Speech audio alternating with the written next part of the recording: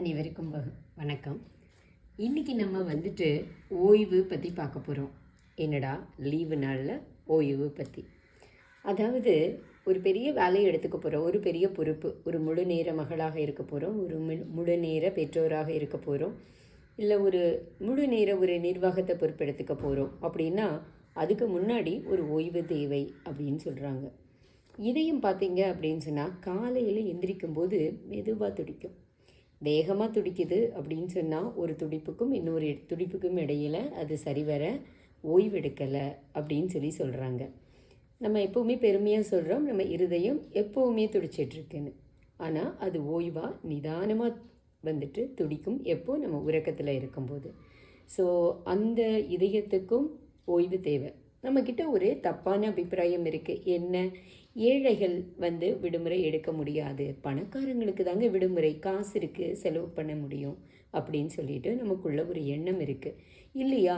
சின்ன வயசு பசங்க, பொறுப்பில்லாதவங்க வேணால் ஓய்வு எடுக்கலாம், நமக்கு எதுங்க ஓய்வு அப்படின்னு சொல்லி ஒரு எண்ணம் இருக்குது. இல்லை, எப்பெல்லாம் கவனக்குவிப்பு, அதாவது மிகப்பெரிய பொறுப்பெடுத்துக்க தயாராக இருக்கிறோமோ அப்போ நம்ம உடலுக்கும் மனசுக்கும் ஒரு ஓய்வு தேவை, அதாவது கவனச்சிதறல் தேவை.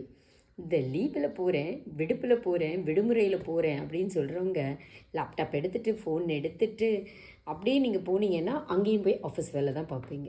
அதை விட்டுட்டு விடுப்பு எடுத்துக்கோங்க. வருடம் ஒரு முறை, வருடம் 2 முறை கூடுதலான ஒரு பொறுப்பெடுத்துக்க போகிறீங்க, கூடுதலான ஒரு வேலைப்பழு ஏற்றுக்க போகிறீங்க அப்படின்னு சொன்னால், ஒரு நிர்வாகத்தை ஏற்றுக்க போகிறீங்கன்னா அதுக்கு முன்னாடி ஒரு கேப் எடுத்துக்கோங்க, ஒரு விடுப்பு எடுத்துக்கோங்க. அந்த விடுப்பில் உங்கள் மனசும் உடம்பும் லேசாக இருக்கிற மாதிரி தனிமைப்படுத்திக்கோங்க. உங்களுக்கு பிடிச்சதை செய்யுங்க, நீங்களாக இருங்க. அங்கேயும் போய் நீங்கள் சமைச்சிட்டுலாம் இருக்காதீங்க. அங்கே இருக்கிற உணவை சாப்பிடுங்க, அவங்களுடைய கலாச்சாரத்தை பழகிக்கோங்க. இப்போ பார்த்தீங்க அப்படின்னு சொன்னால் விடுமுறை எடுக்கிறது அப்படிங்கிறது விடுப்புன்னு இல்லை, அங்கே போய் நம்ம ரிலாக்ஸ் பண்ணிக்கிறது, அங்கே இருக்கக்கூடிய இயல்பான வாழ்க்கையை வாழ்கிறது.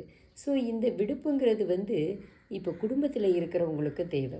உங்களுடைய குடும்ப உறவை உன்னதமாக நீங்கள் பேணி காக்கணும் அப்படின்னு நினச்சிங்கன்னா ஒரு நல்ல ஒரு விடுப்பு எடுத்துகிட்டு குடும்பமாக போங்க. ஸோ ஃபேமிலியாக போங்க, ஃபேமிலி கூட டைம் ஸ்பெண்ட் பண்ணுங்கள்.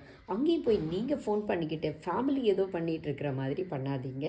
ஃபுல்லாக டீடாக்சிகேட், அதாவது டிஜிட்டல் டீடாக்சிகேஷன் இப்போல்லாம் பேசிகிட்டு இருக்காங்க. ஸோ அதை முழுமையாக அனுபவிங்க உங்கள் குடும்பத்தோட. அதே மாதிரி உங்களுடைய அலுவலக பணியாளர்கள் கூட ஒரு இணக்கமான ஒரு உன்னதமான உறவு ஏற்படணும்னு நினச்சிங்கன்னா எல்லோரும் சேர்ந்து ஒரு ட்ரிப்பு போகும்போது அங்கே ஒருத்தருக்குள்ள ஒருத்தர் பேச முடியும், அவங்களுக்குள்ள உறவு முறை வளரும், ஒரு இணக்கமான ஒரு புரிதல் உருவாகும். அதனால் இந்த ஓய்வுங்கிறது அவசியம். கடவுள் கூட ஓய்வெடுத்தார் அப்படின்னு சொல்கிறாங்க. இந்த ஓய்வை பற்றி பல்வேறு இலக்கியங்களில் பேசுகிறாங்க. அப்போல்லாம் பார்த்தீங்க அப்படின்னு சொன்னால் மணிமேகலை, சீவக சிந்தாமணி, இந்த மாதிரி நூல்களெல்லாம் கூட ஓய்வுங்கிறது ஒரு மனிதனுக்கு உள்ளத்தளவிலும் உடல் அளவிலும் விடுபடுவதற்கு தேவை அப்படின்னு சொல்லியிருக்கிறாங்க.